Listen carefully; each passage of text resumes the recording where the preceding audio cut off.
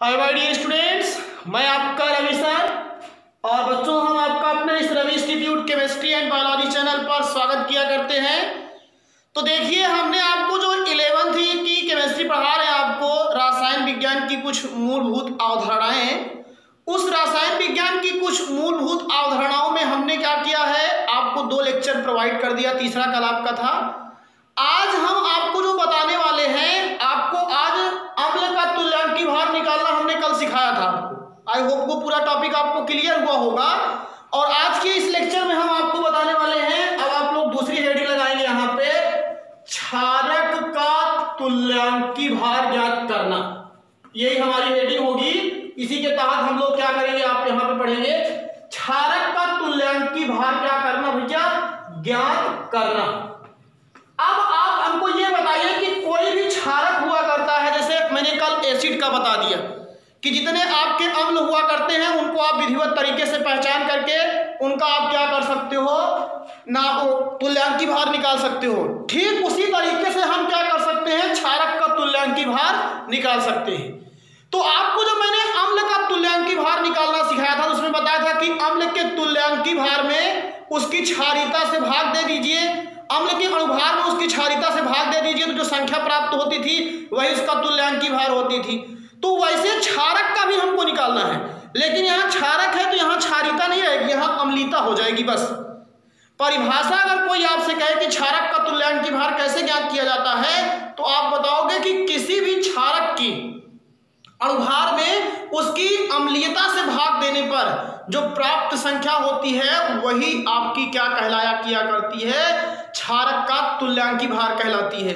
अम्ल में आप अम्ल के अणुभार में उसकी क्षारीयता से भाग देते थे, तो क्षारक के अणुभार में क्या कर दोगे, अब की बार उसकी अम्लीयता से भाग दे दोगे। और अगर क्षारक के अणुभार में उसकी हम अम्लीयता से क्या कर दिया करते हैं, भाग दिया करते हैं, तो जो संख्या प्राप्त होगी वही आपकी क्या कहलाया किया करती है, एक तरीके से आपकी क्षारक का क्या कहलाती है, तुल्यांकी भार कहलाती है। तो इसकी जब हम डिफिनेशन लिखते हैं तो एकदम सीधा सीधा तरीके से बताते हैं, किसी क्षारक के अणुभार में, किसी क्षारक के अणुभार में उसकी अम्लीयता से, किसी क्षारक के अणुभार में उसकी क्या अम्लीयता से भाग देने पर, अम्लीयता से भाग देने पर प्राप्त संख्या ही क्या कहलाती है, उस क्षारक का तुल्यांकी भार कहलाती है। कोई भी क्षारक है, उस क्षारक का क्या कीजिए, आप अणुभार लीजिए और उस अणुभार में आप क्या कीजिए, उसकी आप क्षारीयता अम्लीयता से भाग दे दीजिए। और अम्लीयता से भाग देने पर जो आपको संख्या प्राप्त होती है वही आपकी क्या कहलाया किया करती है, उस क्षारक का क्या कहलाती है, तुल्यांकी भार कहलाया किया करती है। तो किसी क्षारक के अणुभार में उसकी अम्लीयता से भाग देने पर प्राप्त संख्या ही, ध्यान दीजिएगा, उस क्षारक की या उस क्षारक का तुल्यांकी भार, उस क्षारक का क्या कहलाता है, तुल्यांकी भार कहलाता है। ये चीज सबसे बड़ी चीज है, जान लीजिएगा। जैसे उसकी मैंने बताया था वैसे ही एकदम इसका भी होगा, जान लीजिएगा। कोई भी क्षारक है उसका आप पहले अणुभार निकाल लीजिए और अणुभार निकालने के बाद उसकी अम्लीयता से भाग दे दीजिए, तो जो संख्या प्राप्त होती है वही उसकी क्या कहलाती है, तुल्यांकी भार कहलाती है। अब जैसे कल मैंने आपको अम्लीयता निकालना सिखाया था, क्षारीयता, वैसे ही आज आपको क्या बताएंगे, पहले अम्लीयता निकालना। तो अगली हेडिंग होगी आपकी अम्लीयता। अम्लीयता का मतलब क्या होगा भैया, किसी क्षारक द्वारा विस्थापनी जो हाइड्रोक्साइड परमाणुओं की संख्या होती है वही उस क्षारक की क्या कहलाती है, अम्लीयता कहलाती है। जैसे अम्ल रहा करता था तो उसकी क्षारीयता आप क्या बताते थे कि किसी भी अम्ल द्वारा विस्थापित जो हाइड्रोजन परमाणुओं की संख्या होती है वही उसकी क्षारीयता कहलाती थी। तो यहाँ पे आप अम्लीयता पढ़ रहे हो तो आप सीधा सीधा बताओगे कि किसी भी क्षारक द्वारा विस्थापित जो आपकी क्या हुआ करती है, हाइड्रोक्सिल या हाइड्रोक्साइड परमाणुओं की संख्या होती है वही आपकी क्या कहलाती है, उसकी अम्लीयता कहलाती है। तो यहाँ पे हम लिख रहे हैं भैया, किसी क्षारक द्वारा विस्थापित ध्यान दीजिएगा, किसी क्षारक द्वारा विस्थापित तो क्या हाइड्रोक्साइड, ये जो लिखा हूं सिंगल यहां पे पहले से कि हाइड्रोक्साइड आयनों की संख्या, हाइड्रोक्साइड आयनों की संख्या को ही, हाइड्रोक्साइड आयनों की संख्या को ही उस क्षारक की, ध्यान दीजिएगा, उस क्षारक की क्या कहा किया करते हैं, अम्लीयता कहते हैं। मैंने शुरू में भी बताया था कि अम्ल में क्या हुआ, क्षारक जब अम्ल का तुल्यांकी भार निकालते हो तो वहां क्षारीयता लिखी जाती है, और जब क्षारक का निकालते हो तो वहां क्या लिखी जाती है, अम्लीयता। यही थोड़ा सा समझने वाली बात होती है। अगर यही जो बातें बच्चे समझते रहते हैं उनको मेरे हिसाब से कोई प्रॉब्लम क्रिएट नहीं होती है, वो एकदम विधिवत तरीके से क्या कर सकते हैं, पूरा टॉपिक एकदम एक्यूरेट क्लियर कर सकते हैं। तो ये बात समझ में आ गई, किसी क्षारक द्वारा विस्थापित हाइड्रोक्साइड आयनों की जो संख्या हुआ करती है वही उस क्षारक की क्या कहलाती है, अम्लीयता कहलाती है। तो एकदम कंफर्म। आइए थोड़ा अब आगे आपको हम क्या करें, इसके आगे फिर एक टेबल आपको प्रोवाइड कर दें, तो बिना टेबल के आप लोग कुछ कार्यक्रम कर नहीं पाते हो। जैसे आइए एक टेबल बना लेते हैं, तो उससे आपको क्या मिल जाएगी, सभी जो जितने भी क्षारक होते हैं सभी की क्या मिल जाती है, आपको अम्लीयता मिल जाती है।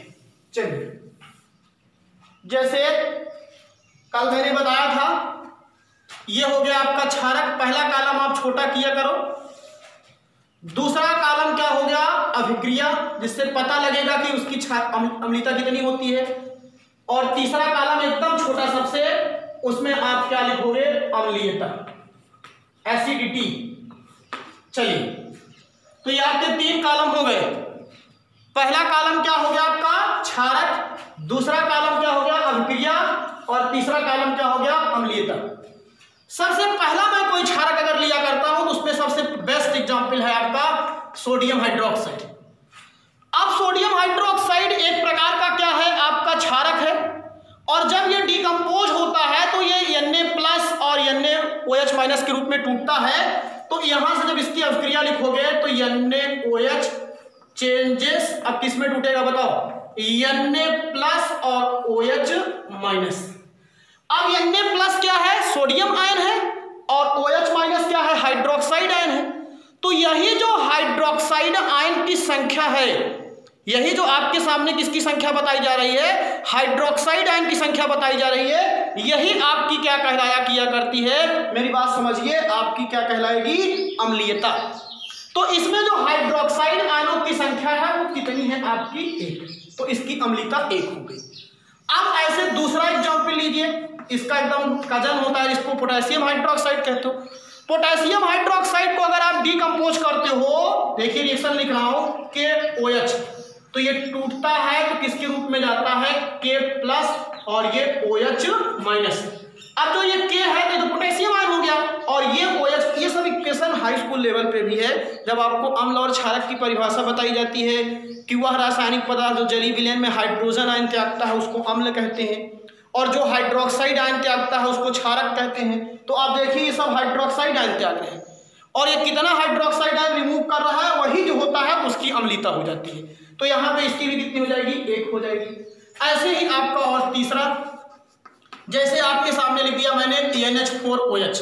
NH4OH क्या है, ये अमोनियम हाइड्रोक्साइड है। अमोनियम हाइड्रोक्साइड को आप लोग डिकम्पोज कीजिए, और अगर आप अमोनियम हाइड्रोक्साइड को डिकम्पोज करेंगे तो ये NH4+ और ये OH- के रूप में टूटेगा। अब ये जो है ये तो अमोनियम आयन है, और ये क्या है आपका हाइड्रोक्साइड आयन है। तो अब यहां पे ये क्या हो गया, इसकी भी 1 हो जाएगी। बात समझ में आ रहा होगा एकदम। तीसरा चौथा हो गया, मान लीजिए चौथा लीजिए, जैसे EmGOH का होल ट्वाइस, इसको डिकम्पोज कीजिए। तो जब EmGOH क्या है, मैग्नीशियम हाइड्रोक्साइड। अब जब मैग्नीशियम हाइड्रोक्साइड डिकम्पोज होता है तो यहां बनता है Mg+2 और ये 2OH-। अब मैग्नीशियम हाइड्रोक्साइड में यहां जो हाइड्रोक्साइड आयनों की संख्या है वो 2 है, और अगर हाइड्रोक्साइड आयनों की संख्या 2 है तो यहां पे भी कितना हो जाएगा आपका, ये 2 हो जाएगा। यही हम बताना चाहते हैं, इसीलिए आपको यहां पे क्या कीजिए, समझिए। पांचवा जो हुआ करता है उसके अंतर्गत, जैसे आपका हो गया CaOH का क्या हो गया, होल ट्वाइस। CaOH का होल ट्वाइस जो है ये कैल्शियम हाइड्रोक्साइड है, तो यहां हम लिख देंगे CaOH होल ट्वाइस। अब इसको आप डिकम्पोज कीजिए तो यहाँ टूटेगा Ca+2 और किसके रूप में टूटेगा 2OH माइनस। अब यहाँ पे भी 2 मिला आपका, तो इसकी भी हाइड्रोक्साइड आयनों की संख्या 2 है, तो यहाँ पे भी अम्लता कितनी हो जाएगी आपकी 2 हो जाएगी। तो इस तरीके से हम लोग क्या किया करते हैं, आपको समझा दिया करते हैं यहाँ से पूरा क्षारीयता अम्लता आप निकाल सकते हो आप, इसलिए जितने भी लगभग क्षारक हैं इंपॉर्टेंट सबका मैं बता दे रहा हूँ। अगला जैसे एक होता है आपके पास एल्युमिनियम हाइड्रोक्साइड AlOH का होल थ्राइस। अगर हम इस एल्युमिनियम हाइड्रोक्साइड का रिएक्शन लिखेंगे, इसकी हमको अम्लता मालूम करनी है, तो AlOH का होल थ्राइस, इसको आप डिकम्पोज कीजिए और डिकम्पोज कीजिएगा तो यहाँ टूटता है ये Al+3 में और ये टूटता है 3OH माइनस के रूप में। मतलब कि एल्युमिनियम आयन जो होता है इसकी बैलेंसी 3 होती है और ये फिर इसलिए 3 हाइड्रोक्साइड आयन टूट गया। जितना प्लस चार्ज होना चाहिए उतना माइनस चार्ज होना चाहिए। इसी तरीके से फिर आप क्या कर सकते हो, इसको समझा सकते हो। और यहाँ पे अब कितना हो गया आपका, ये 3 हो गया। तो आप देखिए इस तरीके से ये टेबल आपको मिल गई, जिसके आधार पे आप क्या कर सकते हो, बता सकते हो कि जो अम्लता हुआ करती है और क्षारीयता जो हुआ करती है, ये आपकी कैसे निकालने का तरीका जो था वो मैंने आपको पूरा एकदम विधिवत तरीके से बता दिया। जान लीजिए अब समझ में आ गया होगा आपको कि कोई भी क्षारक होगा उसके जितनी भी हाइड्रोक्साइड आयनों की संख्या है, वही हाइड्रोक्साइड आयनों की संख्या ही क्या कहलाएगी, उसकी अम्लता कहलाती है। अब जैसे इसमें 1 हाइड्रोक्साइड है तो अम्लता 1, 2 1 है तो 1, यहाँ पे 1 है तो 1, यहाँ पे 2 हो गया तो यहाँ 2, यहाँ पे भी 2 है तो यहाँ पे भी 2, यहाँ पे 2 है तो यहाँ पे भी 2। तो ये तरीका है आपको समझने का कि किस तरीके से आप इसको जान सकते हो कि आप क्या अम्लता निकाल सकते हो। अब इसके बाद आइए चलते हैं हम अपने टॉपिक की तरफ। हमारा जो टॉपिक है वो क्या है कि अब हम एक एग्जाम्पल लें। जैसे एक एग्जाम्पल के तौर पे हम जैसे सबसे पहले पकड़े क्या, किसको, सोडियम हाइड्रोक्साइड को। अब इसमें देखिए ज़्यादा करके 1 है तो नहीं तो किसी की 2 है तो किसी की 3 है, ऐसे आप देख रहे हैं तो जान लीजिए। तो हम सबसे पहला कंपाउंड लेते हैं सोडियम हाइड्रोक्साइड। आपसे कहेगा कि सोडियम हाइड्रोक्साइड का तुल्यांकी भार ज्ञात कीजिए, और जब तुल्यांकी भार ज्ञात करना आपको आ जाएगा तो फिर हम प्रतिशत संगठन निकालना सिखाएंगे। जो पहले छोटी छोटी चीजें हैं जो आपको आगे चल करके जरूरी रहेंगी। तो यहाँ जैसे एक क्वेश्चन हम बनाते हैं, सोडियम हाइड्रोक्साइड, क्या लिखते हैं यहाँ पे, सोडियम हाइड्रोक्साइड, या इसी को हम लोग क्या लिखते हैं, NaOH का तुल्यांकी भार ज्ञात करें। ये क्वेश्चन बन गया, जान लीजिए। सोडियम हाइड्रोक्साइड या फिर क्या है आपका ये NaOH का आपको क्या करना है, तुल्यांकी भार क्या करना है, ज्ञात करना है। ये क्वेश्चन है, जान लीजिए। सोडियम हाइड्रोक्साइड या NaOH का क्या ज्ञात कीजिए, तुल्यांकी भार ज्ञात कीजिए। तो अब आप कुछ मत कीजिए, सबसे पहले ये देखिए कि NaOH है क्या चीज। NaOH देखिए ये क्या है, क्षारक है। तो सबसे पहली चीज, हम किसी चीज का कोई भी कंपाउंड दिया रहेगा, जब भी उसकी हम तुल्यांकी भार निकालना चाहेंगे तो सबसे पहले हम क्या करेंगे कि उसका क्या निकाल लेंगे, अणुभार। तो अब आप पहले NaOH का अणुभार निकालेंगे। तो NaOH का अणुभार पहले निकालें, आंसर बता रहा हूं, यहां पे लिख दिया करो आंसर। अणुभार इसका कितना होता है NaOH का, तो आप लिखिए पहले Na और फिर ये OH। अब सबको परमाणु भार मैंने निकालना सिखाया था। इसका परमाणु भार होता है 23, इसका होता है 16, ऑक्सीजन का होता है 16 और हाइड्रोजन का होता है 1। अब आप पूरा ऐड कर दीजिए, तो अब आप ऐड करोगे तो आपको मिल जाएगा कितना, 40। ये अणुभार निकालने का मैंने एक लेक्चर आपको प्रोवाइड किया है, उसे आप जाकर के देखिए, जिसमें अणुभार निकालना आपको सिखाया गया। आपको मैंने इलेक्ट्रॉनिक विन्यास करना सिखाया है बोरबरी सिद्धांत से, आप बहु सिद्धांत से, वो बेसिक केमिस्ट्री वाले लेक्चर में है, उसको आप देख लीजिए। और आपको पूरा वहाँ पे मैंने संयोजकता के बारे में बताया है, उसको आप देख लीजिए। तो जो इम्पोर्टेंट लेक्चर है जो सब क्लास के लिए जनरल लग जाते हैं, वो मैंने दिया है आपको, अगर चैनल पे आप देखोगे तो आपको मिलेगा वहाँ पे। तो ये बातें आपको देखने को मिल गई यहाँ से। अब आपको क्या चाहिए, क्षारीयता, वो अम्लता चाहिए। तो NaOH की अम्लता मैंने अभी बताया था, आप जानते हो कि जो NaOH होता है, जब ये डिकम्पोज होता है भैया, तो ये टूटता किसके रूप में है, Na+ के रूप में और OH- के रूप में। तो अब सीधी सीधी सी बात हो गई, अम्लता कितनी है? 1। तो अब यहां क्या लिखोगे? NaOH का तुल्यांकी भार बराबर, अब क्या हो जाएगा भैया? NaOH का अणुभार, NaOH का अणुभार बटे NaOH की अम्लीयता। ये हो गया आपका NaOH का अणुभार बटे NaOH की क्या हो गई? आपकी अम्लीयता। मतलब उसके अणुभार में अगर हम अम्लीयता से भाग दे देंगे तो वही आपका क्या निकल आता है? तुल्यांकी भार निकल आता है। तो अब आपको यहां पे देखिए NaOH का जो अणुभार आपने निकाला वो कितना है? 40, और ये कितना है? 1। तो आपको टोटल मिल गया कितना? 40। बस यही आपका क्या है? ये इसका आंसर है। ऐसे ही आपको सवाल लगाते समय ये चीजें एकदम वेल एक्यूरेट आनी चाहिए। तो अगर आप बढ़िया सा इसको समझ रहे हो, विधिवत तरीके से इसकी नोट्स बना रहे हैं आप लोग, तो कमेंट, लाइक, सब्सक्राइब सब चीज़ें आप विधिवत तरीके से कर लें। काफ़ी बच्चे सब्सक्राइब करके बेल आइकन नहीं प्रेस करते हैं तो उनको सारे जितने भी लेक्चर हैं उनकी नोटिफिकेशन नहीं मिलती है। और अगर आप ये सब किए रहते हैं तो आपको विधिवत तरीके से हर लेक्चर की क्या होती रहती है? नोटिफिकेशन मिलती रहती है। अब जैसे अगर हम आपसे कहें एक कंपाउंड और ले लीजिए, जैसे मान लीजिए अभी मैं ले लूँ कैल्शियम हाइड्रोक्साइड, दूसरा लिखा जाए यहां पे कैल्शियम हाइड्रोक्साइड, या ब्रैकेट में क्या कर दें? CaOH का होल ट्वाइस का तुल्यांकी भार ज्ञात करें। ये क्वेश्चन कह रहा है कि कैल्शियम हाइड्रोक्साइड, या आपको क्या कह रहा है? CaOH के होल ट्वाइस का क्या कीजिए? आप तुल्यांकी भार ज्ञात कीजिए। तो आपको क्या करना है? सबसे पहले आप कैल्शियम हाइड्रोक्साइड का क्या निकाल डालिए? अणुभार। तो आंसर क्या होगा? आपको जो बता रहा हूं ध्यान दीजिए, लिखोगे CaOH का होल ट्वाइस का अणुभार। अब अणुभार कैसे निकाला जाता है आपको मालूम है? यहां लिखोगे Ca फिर OH का whole twice.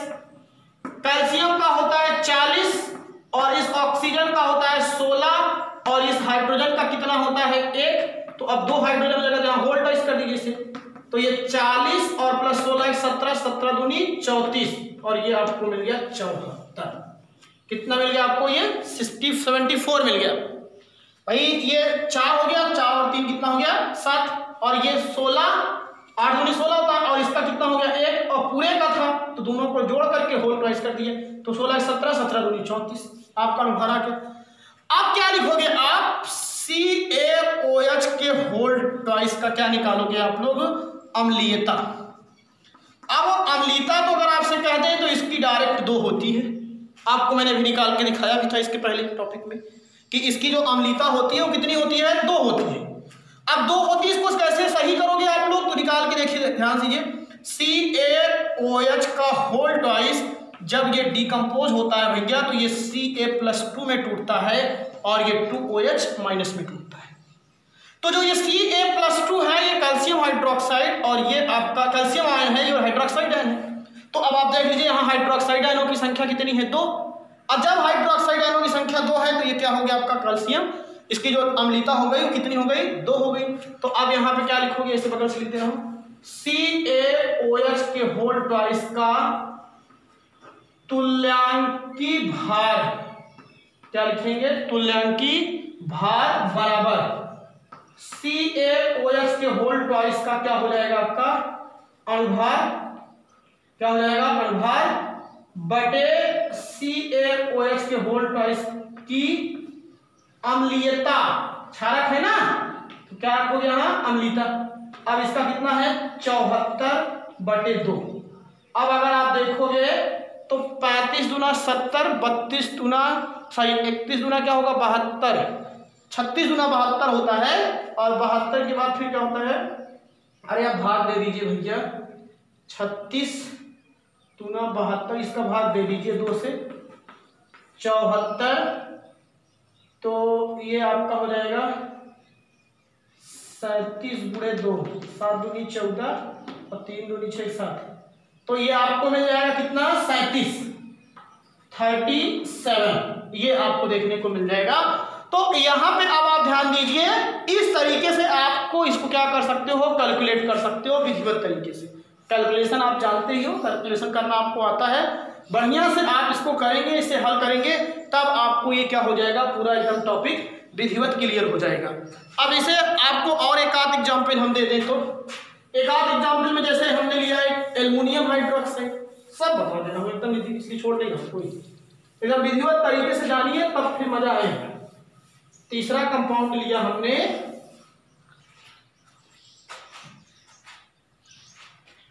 Aluminium hydroxide, aluminium hydroxide, bracket में AlOH का होल थ्राइस का तुल्यांकी भार ज्ञात करें।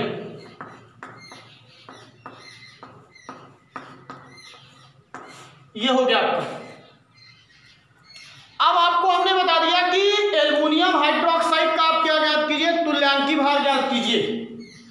तो सबसे पहले काम क्या करना है, जैसे आपको मैंने उसका बताया था वैसे यहां पे भी हल करना है कि सबसे पहले आप AlOH होल थ्राइस का क्या निकाल डालिए, अणुभार। एल्युमिनियम हाइड्रोक्साइड का अणुभार निकालिए, तो क्या लिखोगे यहां, AlOH का होल थ्राइस, एल्युमिनियम का हो गया 26 और ये हो गया 16 और इसका 1 और ये थ्राइस से 3 कर दीजिए, तो ये 26 और ये 17 3 51, तो 6 7 5 2 7 77 आ गया इसका। आप देख लीजिएगा, मैच कर लिया करो आप लोग बढ़िया तरीके से। तो ये 77 हो गया आपका, जान लीजिएगा। अब इस 77, तो ये क्या हो गया, इसका अणुभार हो गया, लेकिन हमको निकालना क्या है, इसका निकालना, इसका क्या है, तुल्यांकी भार निकालना है। तो अब क्या करेंगे, अगला चीज AlOH के होल थ्राइस का, होल थ्राइस की अम्लीयता, एसिडिटी लिखेंगे। अब एसिडिटी निकालने के लिए क्या किया करते हैं, पहले इसको 3 होती है, आपको मालूम होगा, लिखा भी हूं उसके पहले वाले में, निकाल के नहीं आ रहा तो आप देखिए कैसे करोगे। AlOH के होल थ्राइस, अब इसको डीकम्पोज कीजिए, तो यहां बन जाएगा Al+3, और जब ये डीकम्पोज होता है तो कितना मॉलिक्यूल देता है, 3 हाइड्रोक्साइड है, और ये 3 हाइड्रोक्साइड आयन डीकम्पोज कर रहा है, इसीलिए तो इसकी जो क्षारीयता है वो कितनी आपको देखने को मिल रही है, वो 3 देखने को मिल रही है। ये चीज आपको एकदम विधिवत तरीके से समझ लेना।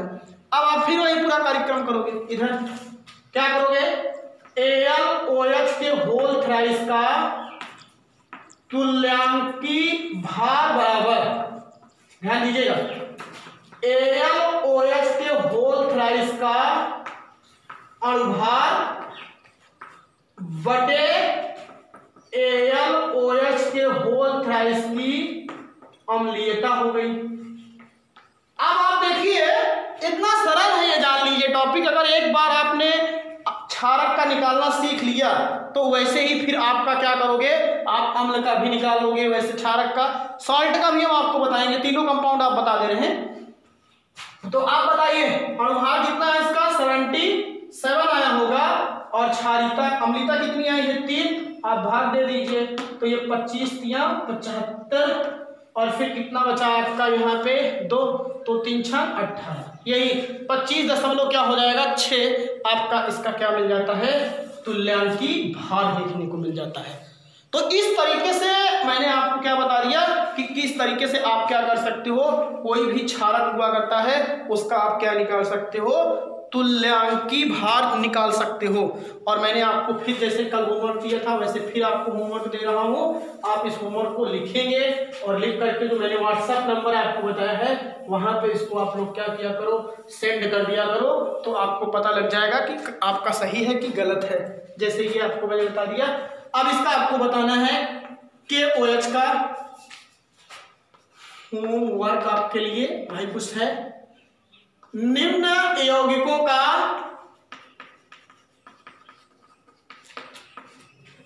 का तुल्यांकी भार ज्ञात कीजिए। निम्न यौगिकों का क्या ज्ञात कीजिए? तुल्यांकी भार।